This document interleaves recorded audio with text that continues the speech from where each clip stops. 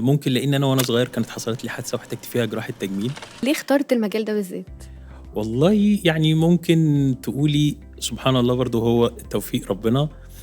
ممكن لإن أنا وأنا صغير كانت حصلت لي حادثة واحتجت فيها جراحة تجميل، فدي كانت أحد الأسباب برضه إن أنا أعرف مجال جراحة التجميل.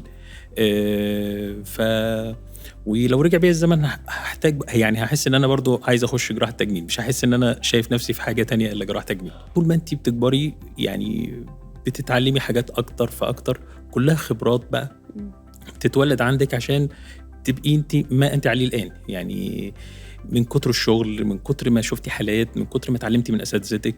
الأساتذة دول لهم فضل عليَّ طبعًا. من كتر ما اشتغلتِ وساعدتِ ناس أكبر منِّك وخدتِ منهم خبرات. السفر لبرّه وإن أنتِ شُفتِ ناس تانية واتعلمتِ منهم، كل ده بيفرق في تكوين الشخصية عندِك وإزاي تبقي حد جراح كويس.